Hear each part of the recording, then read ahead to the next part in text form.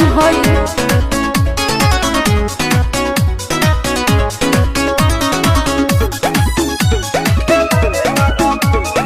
Music by Priyanshu Singh.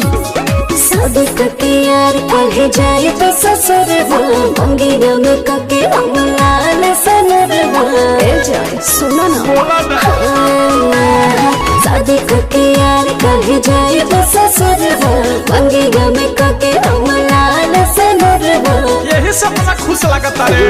मन में मीठी मीठी बात होगा, मन खुश है कि कल सुहाग रात होगा। खबर तू सबके बतावे लगबू।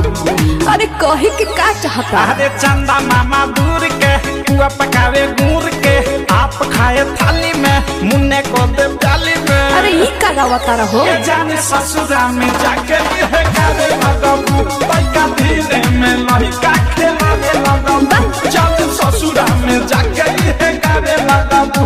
पैका धीरे में लड़का खेलावे लगबू।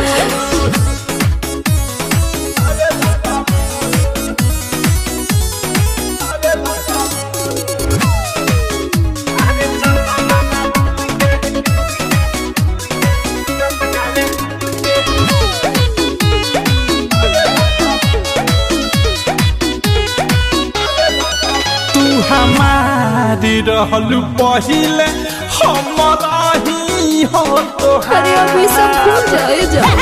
बड़ा तबाही काले दुआ यही से बदला अपन विचार। पापा के देखे मजबूरी बहो, शादी कोई जाने जरूरी बहो। शादी हमें मन बहलावे लगबू। करेजा पे पत्थर रख लो। अरे सोजा सोजा सोजा रे मुन्ना सपनों में खो जा। अरे इमोशनल में गड़बड़ा गया है।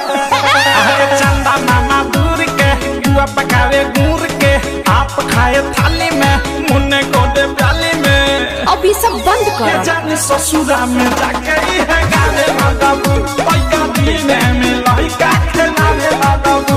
जाने ससुरा में जाके है गाने लगबू। पैका दीने में लड़का खेलावे लगबू।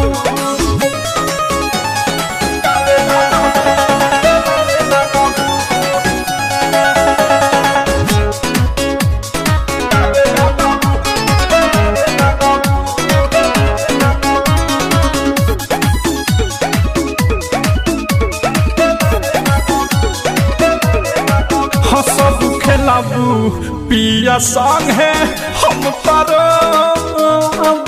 अरे तो लोग टुकड़ा से पूछ ले हो। कि टुकुर टुकुर ताक बरात में न सोव कि तोहरा याद में तकिया एक टोवा। दिल तोड़त नहीं तोहर हम प्रेम अवधि, तोहर पूजा का तोहरा से मिले हर में। विकी भी संग दिनवी बितावे लगबू। जायदा भइल जौन भइल। अरे चंदा मामा दूर के बुआ पकावे गुड़ के आप खाए थाली में मुन्ने को दे प्याली में। ये जाने ससुरा में जाके है गाने लगबू। पैका दीने में लड़का खेलावे लगबू। जाने ससुरा में जाके है गाने लगबू। पैका दीने में लड़का खेलावे लगबू। अरे जायदा मामा बन जाइबा। अरे पहले